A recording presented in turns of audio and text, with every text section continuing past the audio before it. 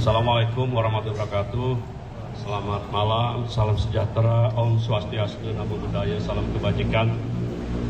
Yang terhormat Pak Dirdik, Pak Kasubdit Tipikor, rekan-rekan penyidik, ada Pak Koordinator, Pak Kabid Medmas, beserta jajaran, dan yang saya hormati rekan-rekan media yang telah sabar menunggu.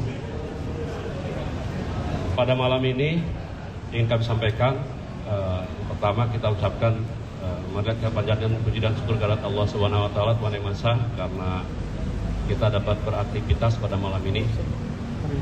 Pada kesempatan ini kami sampaikan bahwa sebagaimana teman ketahui, teman media, bahwa sekitar bulan Oktober 2025 tim penyidik Kejaksaan Agung telah melakukan penyidikan, di mana melalui serangkaian penyidikan yang mendalam, profesional, dan akuntabel, serta tetap menjunjung prinsip kehati-hatian dan asas praduga tak bersalah dengan melakukan beberapa pemeriksaan terhadap saksi-saksi dan alat bukti, baik alat bukti surat dan alat bukti elektronik, di mana pada malam ini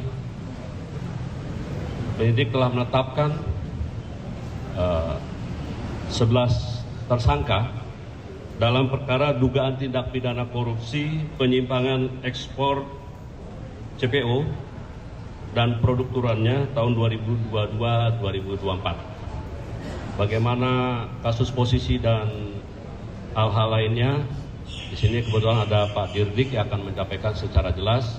Silakan rekan-rekan media simak, dan kalau ada nanti pertanyaan silakan. Terima kasih. Silakan Pak Dirdik, waktu dan kesempatan. Terima kasih Pak Kapus Penkum. Assalamualaikum warahmatullahi wabarakatuh.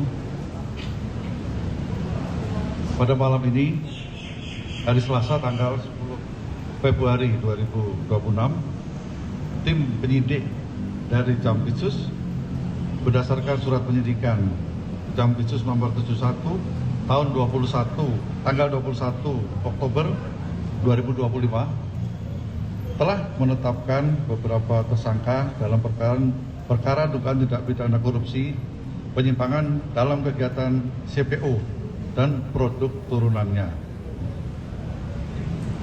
Kasus posisinya adalah sebagai berikut secara singkat ya.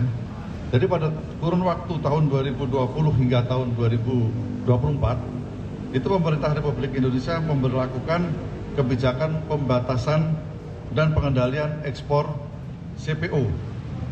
Itu sebagai upaya untuk menjaga ketersediaan minyak goreng dalam negeri serta stabilitas harga bagi masyarakat. Jadi kebijakan tersebut dilaksanakan melalui mekanisme Domestic Market Obligation atau DMO, di mana para produsen yang akan mengekspor CPO itu harus menyisihkan atau memprioritaskan beberapa persen produknya harus dijual di dalam negeri, itu untuk CPO. Kemudian dalam rangka kebijakan tersebut, CPO ditetapkan sebagai komoditas strategis nasional yang secara kepabeanan diklasifikasikan dengan HS code tertentu, ya, contohnya HS code 1115. Namun dalam pelaksanaannya, penyidik menemukan adanya penyimpangan berupa rekayasa klasifikasi komoditas ekspor CPO, ya, yang secara substansi merupakan CPO berkadar asam tinggi yang sengaja diklaim sebagai POME atau PAO dengan menggunakan HS code yang berbeda, di mana HS code ini diperuntukkan bagi residu atau limbah padat dari CPO. Rekayasa klasifikasi tersebut itu tujuannya adalah untuk menghindari pengendalian ekspor CPO, sehingga komoditas yang hakikatnya merupakan CPO dapat diekspor seolah-olah bukan CPO dan terbebas atau diringankan dari kewajiban yang ditetapkan oleh negara. Hal ini terjadi karena adanya penyusunan dan penggunaan peta hilirisasi industri kelapa sawit yang belum berbentuk peraturan, yang memuat komoditas serta spesifikasi teknis yang tidak dikenal dalam sistem klasifikasi internasional, akan tetapi tetap dijadikan acuan oleh aparat. Kemudian, modus berikutnya adalah meloloskan ekspor CPO dengan menggunakan klasifikasi yang tidak sesuai dengan tujuan untuk menghindari pembatasan dan pelarangan ekspor CPO, menghindari DMO, serta mengurangi kewajiban pembayaran bea keluar dan pungutan sawit yang seharusnya dipenuhi kepada negara, sehingga pungutannya menjadi jauh lebih rendah. Serta adanya kickback atau pemberian imbalan kepada oknum pejabat negara yang dilakukan untuk meluluskan proses administrasi dan pengawasan ekspor tersebut. Perbuatan penyimpangan tersebut menimbulkan dampak yang luas dan sistemik, tidak hanya terhadap keuangan negara, tapi juga terhadap tata kelola komoditas strategis yang di tengah rasa keadilan di dalam masyarakat, yaitu diantaranya adanya kehilangan penerimaan negara, kemudian tidak efektifnya kebijakan pengendalian CPO, dan ketiga terganggunya tata kelola komoditas strategis nasional ini. Bahwa untuk kerugian keuangan negara dalam perkara ini itu masih dalam proses penghitungan oleh tim auditor. Namun demikian, berdasarkan perhitungan sementara oleh auditor kami, kerugian keuangan negara atau kehilangan penerimaan negara diperkirakan mencapai antara 10 triliun hingga 14 triliun rupiah. Itu baru kerugian keuangan negara dan belum merupakan potensi kerugian perekonomian negara yang sedang dihitung juga. Adapun para tersangka yang ditetapkan pada hari ini adalah 1. Saudara LHB selaku Kasubdit Industri Hasil Perkebunan Non-Pangan dan Fungsional Analisis Kebijakan dan Pembinaan Industri Alimadya pada Direktorat Industri Hasil Hutan Kementerian Perindustrian Republik Indonesia. 2. Saudara FJR selaku Direktur Teknis Kepabianan pada Ditjen Bea Cukai. Kemudian Saudara MZ selaku Kepala Seksi Penyuluhan dan Layanan Informasi KPBC Pekanbaru. Kemudian itu 3 itu untuk penyelenggara negara. Kemudian untuk swastanya itu ada 8. Yang pertama adalah ES selaku Direktur PT SMP, PT SMA, dan PT SMS. Kemudian Saudara ERW selaku Direktur PT BMM. Kemudian Saudara FLX selaku Direktur Utama PT AP dan Head Commerce PT AP. Kemudian Saudara RND selaku Direktur PT TAJ. Kemudian Saudara TNY selaku Direktur PT TEO. Dan Saudara VNR selaku Kepala Kantor Wilayah DJB Bali, NTB, dan NTT yang sekarang ini. Kemudian RBN selaku Direktur PT CKK dan Saudara YSR selaku Dirut PT MAS dan Komisaris PT SP.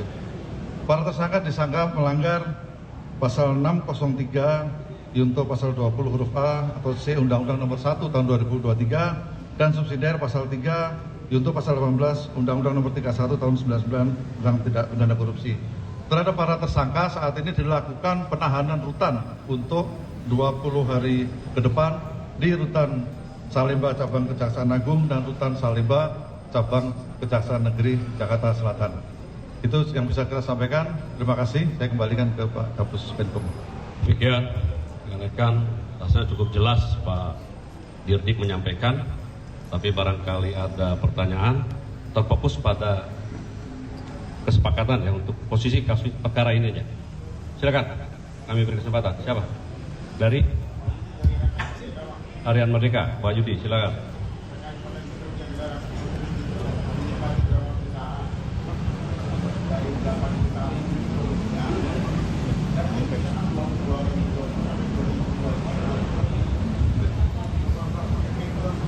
Oke. Jadi beberapa perusahaan yang saya sebutkan tadi, ya itu ada sekitar tadi ada 8 entitas atau 8 orang dengan entitas yang berbeda, ya. Itu ada sekitar 20-an 20-an perusahaan. Tapi itu pun masih kita teliti untuk 26. Nah, itu tapi masih kita teliti untuk perusahaan-perusahaan yang lainnya. Dari mana? Data-data.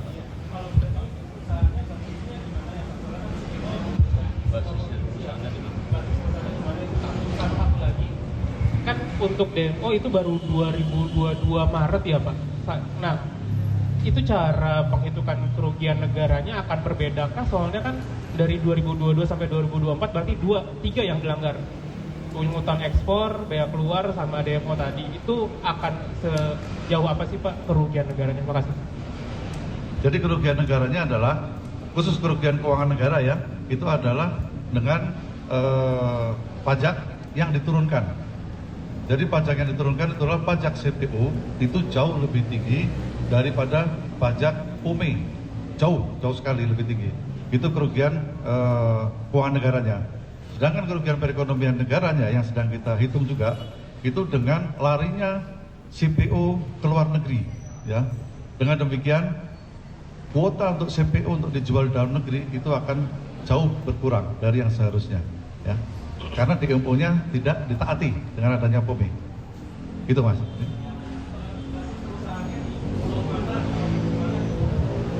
Basis perusahaannya, ya ada yang di Jakarta, ada yang di Sumatera. Ya. Nanti itu materi pendidikan nanti ya. Itu masih. Yang lain. Silakan. Siapa nih? Tempo, silakan dia.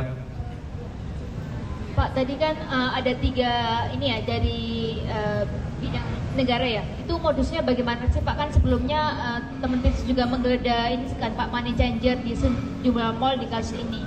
Nah itu modus suapnya seperti apa? Terus dari yang sekitar 10 sampai 14 triliun itu Pak, itu kerugian negara itu tadi cuma pajaknya aja Pak ya? Belum termasuk suapnya? Atau bagaimana Pak? Terus yang diterima masing-masing dari 3 penyelenggara negara berapa Pak? Ya, kalau suap itu berbeda dengan kerugian keuangan negara, beda.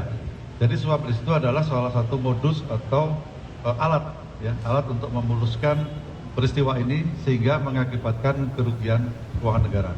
Jadi beda, hal yang berbeda itu. Yang pertama tadi apa?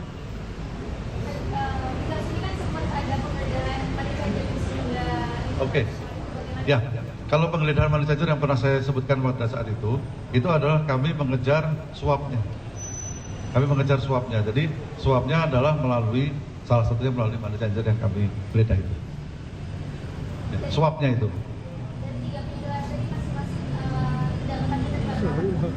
Nanti itu materi pendidikan ya, nanti kita. Ya Pak, Oke. mau tanya lagi Pak. Ansari, silakan.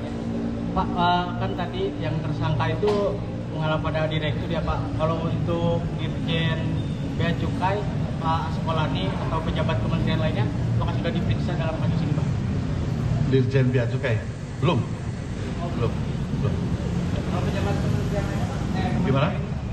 Pejabat Kementerian sudah pasti ada, pemeriksaan ada. Ya. Sebentar. Cukup? Silakan Pak Didi, satu lagi ya. Kita batasi ya, satu lagi.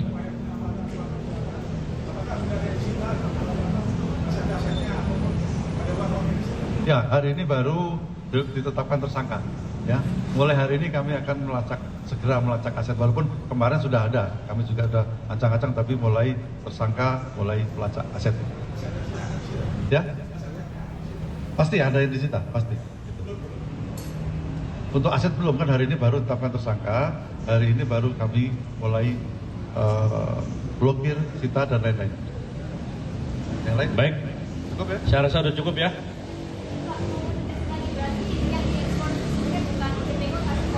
Kebalik.